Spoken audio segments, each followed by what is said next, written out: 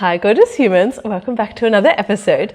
This is something that's been on my mind so much lately. And it is just this thing of like, life is so brilliant at really just bringing us exactly what we need in this moment. And I'll backtrack a little bit here and say this because this is something coming up so much with my own self.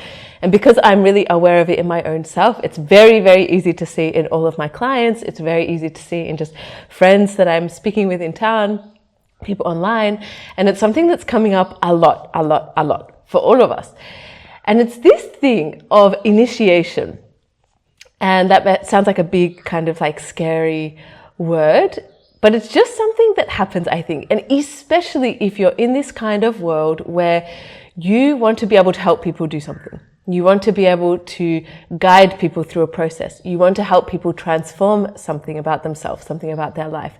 You want to be able to help people improve themselves, improve their health and fitness, improve their diet, improve their connection to their spirituality, improve their emotional state, improve their financial state, help them build a business. Any of these things where we're working in a place where we are trying to make people's lives better. We want to help people. And I really remember just ever since I was as young as I can remember, and people saying like, what do you want to do when you grow up? And what do you want to be when you grow up? And all I could think of was just, I just want to help people. I didn't know what it would look like. Originally, I thought I would want to study psychology, but it was always like, I just want to make people's lives better. I just want to help people. And I know a lot of people in my world are exactly like this as well. Just people with a lot of love to give, people with a lot of care for people in the world, people that just want to help improve people's lives around them. The thing is with this, and this is such a beautiful, beautiful, beautiful intention to have in our lives. The thing is, the thing that you want to guide people through, you are going to have to go through yourself first. And this is just the beautiful way that life works for us, because if you want to be able to guide somebody through something, of course you're going to have had to have navigated it yourself to even be able to contemplate helping people through that process. If you want to be able to help people revolutionize their health, you are going to have revolutionized your health. If you want to be able to help people connect more emotionally and regulate themselves more, you are going to have to be able to do that yourself. If you want to be able to help people go through like a huge life process, like something like going from a corporate job to quitting their job and finding their passion in life, you are going to have to go through that process yourself. And of course, like, why would we ever want anything different than that? We would never want to work with somebody that we don't trust has walked that path before us.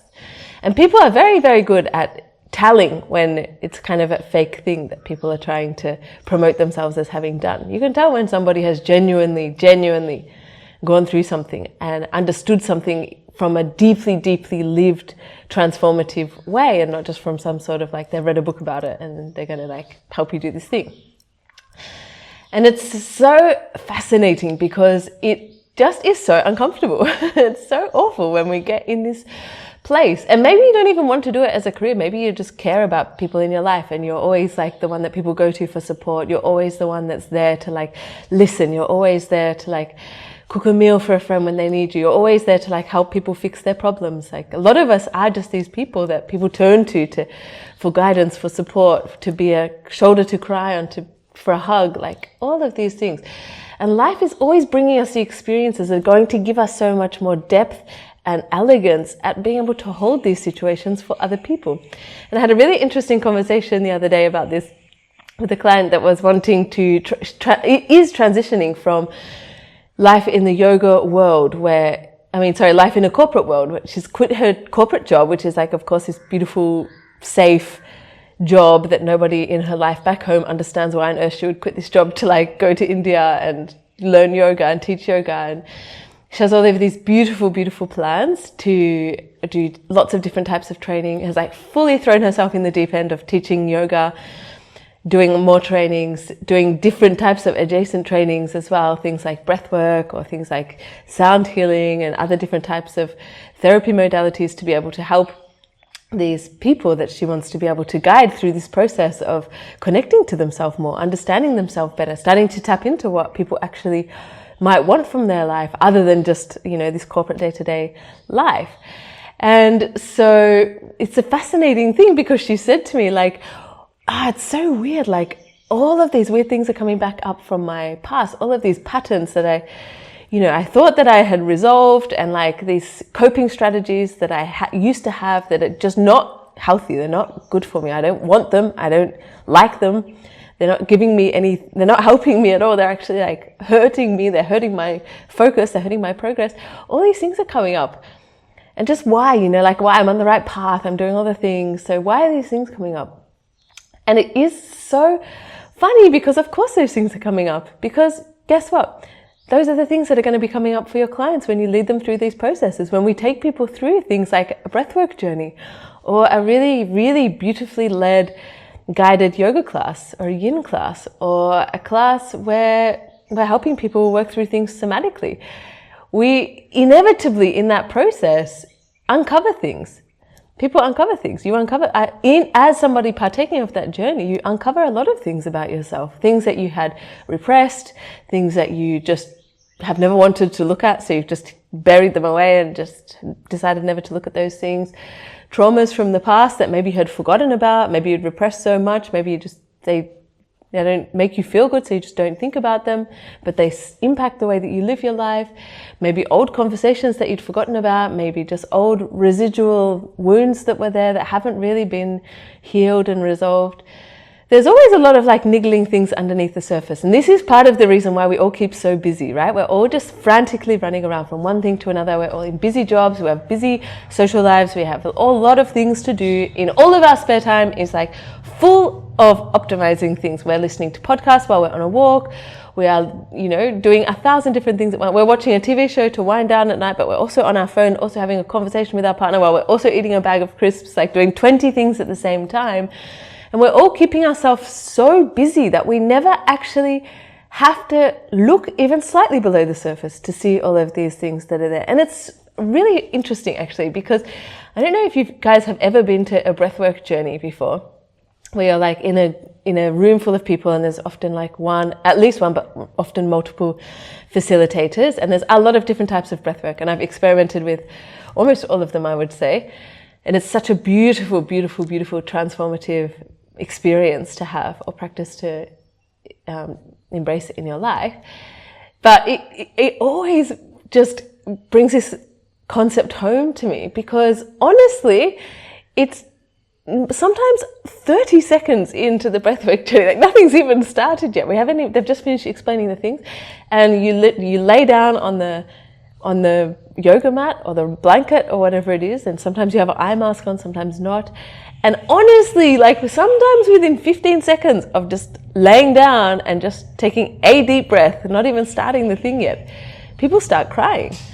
And it's so interesting to me, because it just goes to show how busy we all are in our lives, how frantic we all are in our lives, that we don't even pause for 30 seconds. And the minute we pause for 30 seconds with the intention of going deeper inside, before it even starts, already the emotions are starting to come out. Like they're just waiting just here.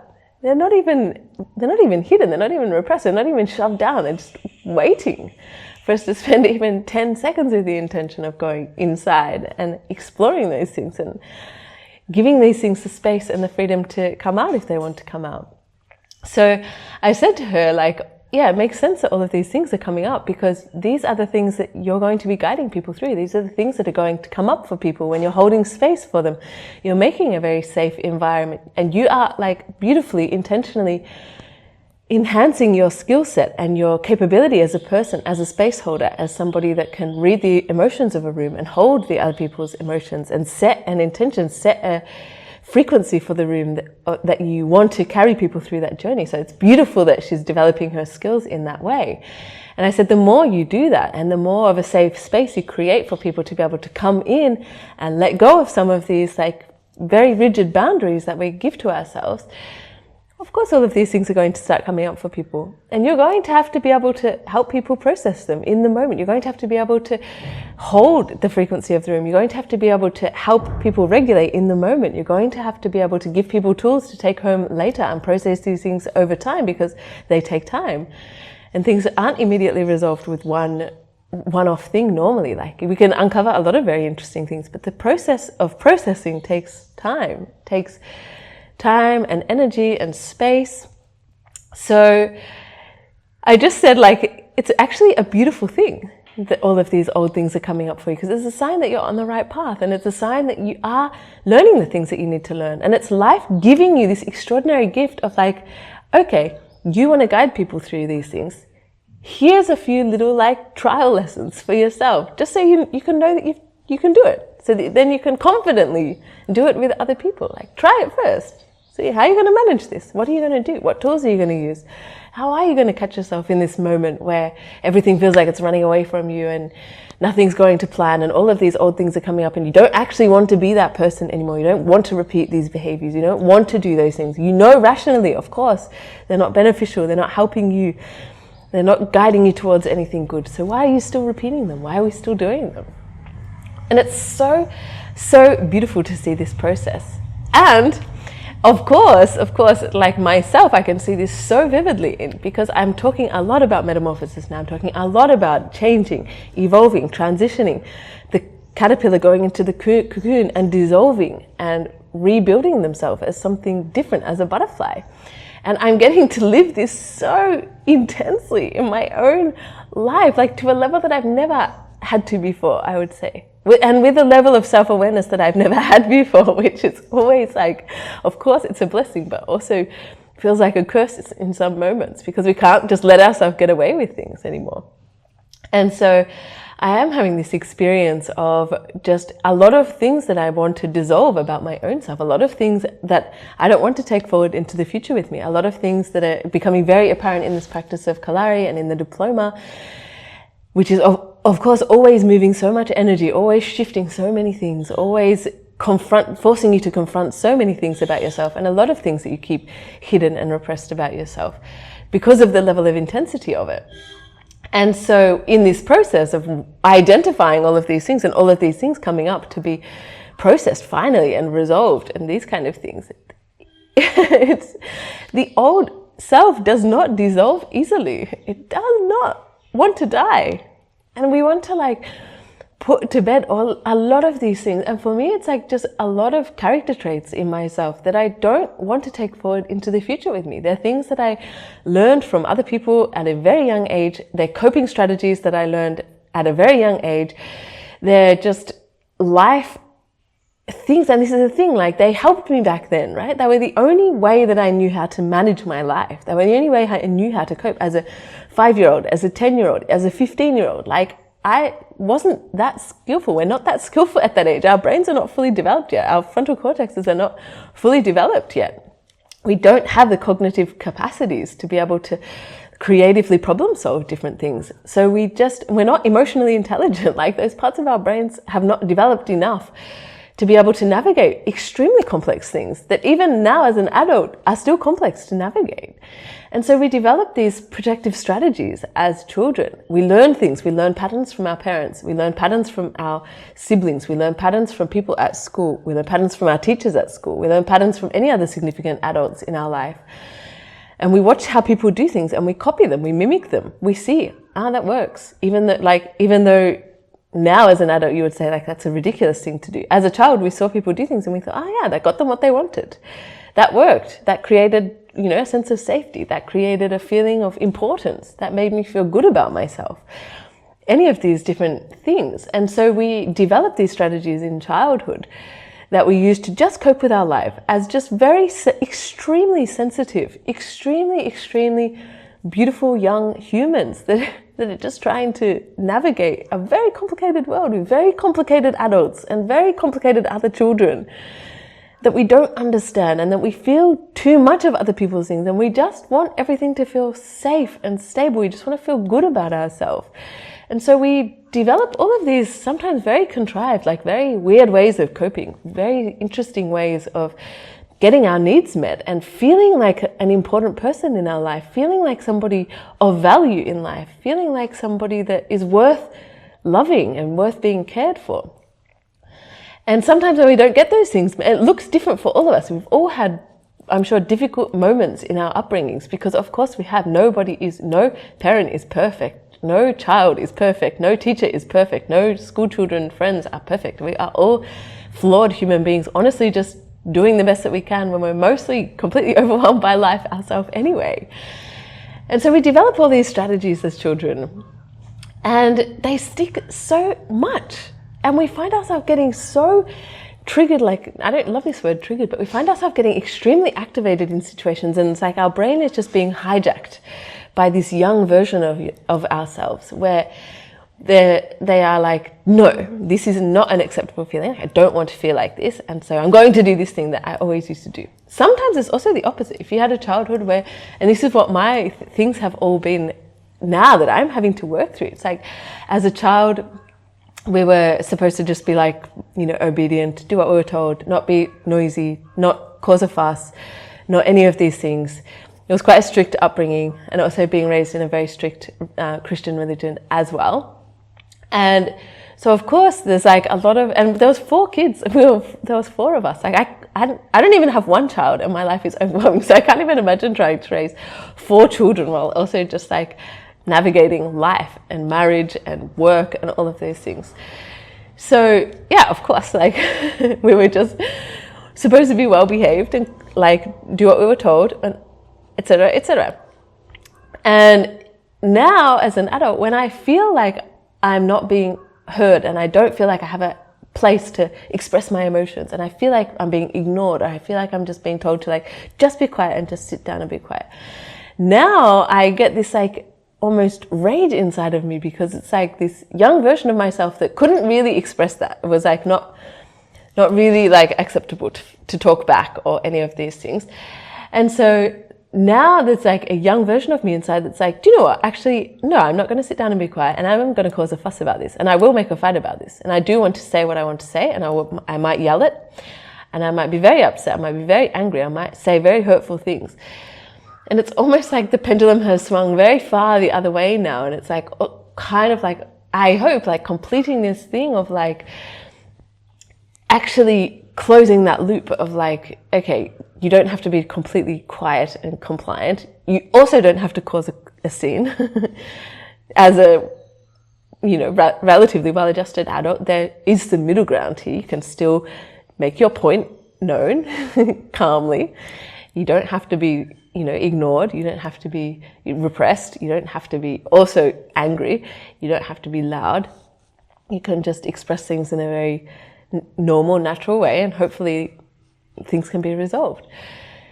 But I'm finding it so challenging in a lot of ways, and a lot of other related things to this pattern come up, where it's like these parts of our childhood that were either like not allowed to show themselves. A lot of people I know, a lot of my clients were like in trouble for being too loud as children, too loud at school, too disruptive, too naughty, too this, too that, too rebellious.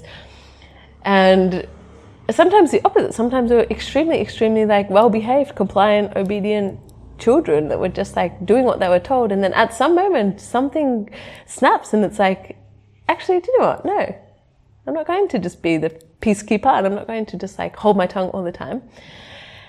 And so as part of this process of metabolizing these old patterns, we have to go back to them and work through them again, come back to them and just try and see like, what is happening here?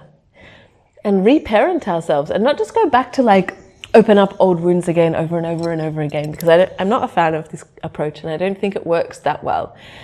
But there is a lot of merit in going back and just looking into these things and just saying like, I can see why you would want to, cause a fight about this, because you feel like you've got something important to say, you feel like you're not being heard. And we get to reparent ourselves in these moments. We get to hold our younger self, hold their hand or hug them and just say, I'm here. We don't have to do it in a chaotic way like this. There are other ways now. Actually, as an adult, in theory, I have the tools to work through this gracefully, elegantly. Even if not gracefully and elegantly, at least like somewhat like non-chaotically. And we get to be the one that resets that pattern. But as I'm experiencing, it is so much more difficult than how I've just said it. And it's a thing of like, it does not die easily. These young versions of ourselves do not want to be told to just be quiet and sit down and be quiet and sit down and don't make a fuss. They don't want to be told this. They want to be able to express all of these things that they maybe didn't get to express. They want to be able to explore all of these things. They want to be able to cause a fuss. They want to be able to be heard and seen and validated. And so as we go through this journey, and of course this is a whole thing because we cannot rationalize our way through this process in the moment. I can sit here and record this podcast and tell you all of these things. In the moment when this happens, my system is completely hijacked by this young version of myself a lot of the time. And it's only afterwards that I get to reflect and be like, yeah, that was not the best way to deal with that situation. That was not the right, like, that was not a conducive thing to say. That was not a nice thing to say. That was not a elegant way to deal with that situation. And in these moments, this is when we need these tools, these somatic tools, to be able to just create this sense of safety in our nervous system and just not make things mean things that they don't necessarily mean anymore, and not necessarily let everything bring us back into this old pattern. Because it is a process of recalibrating, retraining these neural pathways and being able to catch things before, and often, and this is my own pattern as well, before getting into this kind of spiral of like a thing happens and then we immediately make a story about it, we immediately make a reaction to it, and then this is kind of like judge and executioner in our brain that's like looking for evidence to confirm that this thing that we are now very upset about is a fact, and all of this supporting evidence, and we get more and more and more worked up, and then we get more and more and more and more extreme in our actions. And it could look like anything, do you know what I mean? It could look like making a big fight over nothing. It could look like re-triggering an old behavior pattern that we don't like anymore. It could be something related to like food or binge eating or like other soothing way. It could be like turning to smoking or drinking alcohol or whatever other thing. Like often these are just like vices where it's just an immediate boost of like dopamine or serotonin to the system. We get this surge of adrenaline when the thing happens, and it's like, okay, we need to like soothe this thing. So I'm going to yell because that gives me this feeling of power, and I'm going to smoke 10 cigarettes because that makes me feel better. I'm going to go and pour 2 glasses of champagne because that makes me feel better. I'm going to go and eat 6 donuts because that makes me feel better. And in these moments, this is when we need to be able to catch ourselves and hold ourselves and say, it's okay. We don't need to make this whole story. We don't need to go to the courtroom and like find tens and tens of books of evidence to support your case and all of these big rigmarole that we need to go down and make ourselves upset for the whole day about this thing. And so I'm just sharing this as part of my own journey because of course I'm going through this as well, and I'm going through this extreme initiation of this, I think, of like a lot of old patterns from my past that I don't want anymore. I don't want them. I can look at them very clearly and say, I know exactly where this came from. I know exactly what this is. I know exactly how this plays out in my life. I don't want it anymore. And still it comes up. Still the reflex is there. Still we get into these moments and it's like this surge of like, okay, the pattern's taking over and we're going to do this thing and it's going to be like this. And in various other moments of my life, in various other metamorphoses, I worked through a lot of these things before, a lot of different patterns. So I know that I can do it. And I know that I have the tools to be able to do it. But again, life is giving me this thing of like, okay, you want to talk about metamorphosis. You're guiding people through this journey themselves. You better get very, very good at doing this yourself. You better have so many tools, so many different beautiful ways of supporting yourself and your clients. You better make sure that you can do this elegantly. You better make sure that you're very, very, very good at seeing these things and good at catching yourself and good at loving yourself through the process and good at transforming these things about yourself. Because if you want to be able to help other people do this, you have to be able to do it yourself. You have to. You must. So on this journey of being good guides to other people, being supportive, beautiful teachers and mentors and people that can help other people in our life, people that can transform other people's lives, people who can show people the path and help them take the first steps of the journey and help guide them through this process of learning about themselves, about transforming elements of their personality. Because often when we are going somewhere in the future, we don't want to bring a lot of these things with us. A lot of these things are just relics from the past that we haven't figured out how to let go of yet because it's difficult. It's so difficult. It's so difficult. And this is why having support is so important. This is why being well resourced in our own lives is so important. This is why the sleep that you get is so important. The way that you eat is so important. The way that you move your body is so important, because if you're not doing these things, and those three main pillars, if you're not nailing those things, you are not going to have an excess of energy in your body system. It's impossible. Physiologically, mentally, spiritually, emotionally, all of the different forms of energy that you could have all come from these foundations. If you're not well resourced in those things, how are you going to have the energy to catch an old pattern that has so much magnetism? How are you going to catch it while it's happening and do something about it? How are you going to catch it after it's happened and say, oh, I did it again? How can I catch it just even 1 second earlier next time? Even 10 seconds earlier the next time? Even 30 seconds earlier next time? Even 1 minute earlier? And then maybe I can just shift one little thing that means I don't just create this whole bombshell every time. Maybe you can just shift one tiny thing. If we don't have a lot of energy in our system, it's impossible to do these things. These old patterns have so much magnetism. They have so much, like, they're so well ingrained in our brain. It just is like, it's like a well-oiled slide that you go down. It's just like whew, straight down you go. We need to make a lot of mechanisms to stop even from like getting to the top of the slide in the first place, and then make the ascent down the slide slower so that we can stop it if we want to. This is why it's so important to have support. This is why it's so important to have people alongside you on the journey that hopefully have walked this path before you, that can help you, that can guide you, that can point out these things to you and be like, look, this is the thing that you keep repeating over and over again. And yes, of course, you've got a story attached to that. Of course, there's an explanation for why it's probably an extremely good explanation for why you're behaving in that way. But do you want to keep behaving in that way in the future? Yes or no? Because if you don't, it doesn't matter how good the story is, you know? The story only serves as like validation for why you are that way. And we can all be validated in that. Yes, of course, we were all struggling. We all had to make these very strange coping strategies that we still use as adults. And that's okay. But not all of them need to come with us into our future. Not all of them are going to help us build this extraordinary life for ourselves, where we can be of service to other people, where we can genuinely help other people, where we can make life an extremely beautiful place and have a very, very beautiful life within that. So we need to become experts at processing these things for ourselves so that we can guide other people through it. And life is always going to give us exactly what we need to be able to do this. You could literally look right in front of your face right now, and I guarantee the thing that you are working through is exactly the medicine that you need for this thing that you're letting go of, for this next evolution in your life, for this level up to your next level where you're not bringing this thing with you anymore. And maybe it's going to happen 100 times before you can even catch it slightly.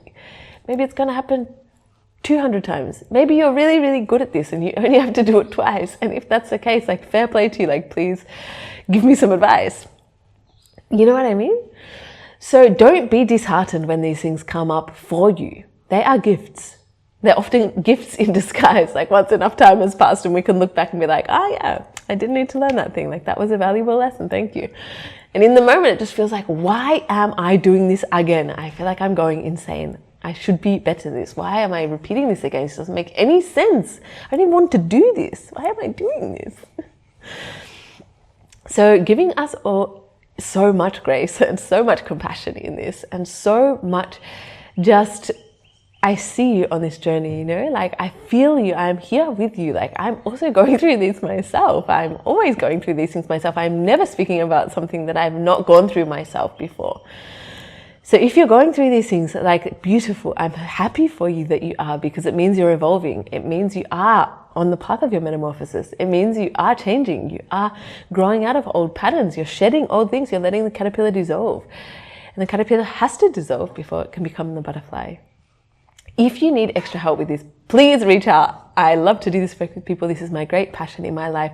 This is my biggest enthusiasm, is helping you guys create your own metamorphoses, because everybody that I work with is having an extraordinary impact in the world. And the more I can amplify you, the more you can amplify everyone around you. And it's just this beautiful mandala effect of just lightness and joy and power, and your gifts expressed out into the world, which is exactly what this world of utter chaos at the moment needs. So much more of us just spreading our magic, amplifying each other's magic, spreading more of this goodness into the world. So sending you all so much love. I hope you have the most beautiful day. Here's to your metamorphosis. Let that caterpillar dissolve, even if it doesn't want to. Love you guys.